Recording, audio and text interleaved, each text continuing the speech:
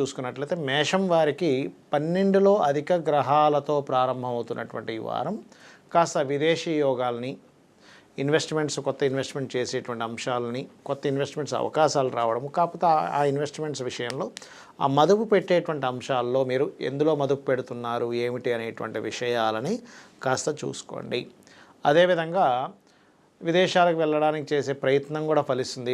విదేశాలకు వెళ్ళి అక్కడ ఉద్యోగ ప్రయత్నం కోసం కూడా మీరు చేసేటువంటి ప్రయత్నాలు ఫలిస్తాయి. అయితే ఈ యొక్క వారంలో ముఖ్యంగా 2, 3 తేదీలు ఎప్పుడైతే చంద్రుడు 4వ అధిపతి 2వ స్థానంలో సంచరిస్తూ గురువుతో గజకేసరి యోగంలో కలిసి ఉండి అష్టమ స్థానాన్ని చూస్తాడో ఇక్కడ మీకు ఇచ్చేటువంటి ఫలితం ఏమిటి అంటే కాస్త పూర్వీకుల ఆస్తులకు సంబంధించిన విషయంలో గతంలో ఉన్నటువంటి డిస్ప్యూట్స్ ఏవైనా 2-3 తారీఖుల్లో మీరు కనుక మాట్లాడుకున్నట్లయితే అవి సెట్ అవుతాయి.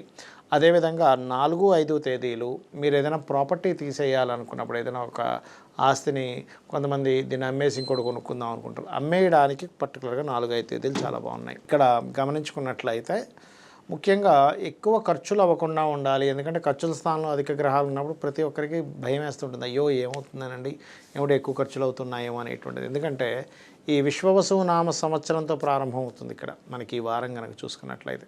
కాబట్టి ఎక్కువ ఖర్చులు, మరీ ఓవర్గా ఖర్చులు అవ్వకూడదు అనుకుంటే మీరు దగ్గరలో ఉండేటువంటి గోశాలకు వెళ్ళి గోసేవ చేయడం కానీ, ఏదైనా ఆలయాలకు వెళ్ళి అక్కడ ఏదైనా సేవ చేయడం కానీ చేస్తూ ఉండండి.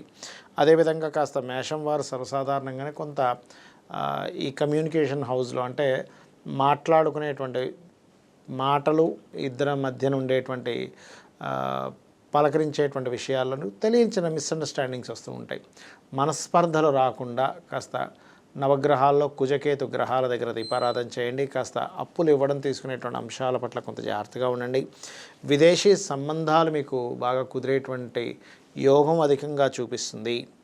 ఇక మీరు నిత్యము చేయవలసినటువంటి దేవతారాధన, సూర్య నమస్కారాలు ఎక్కువగా చేయండి.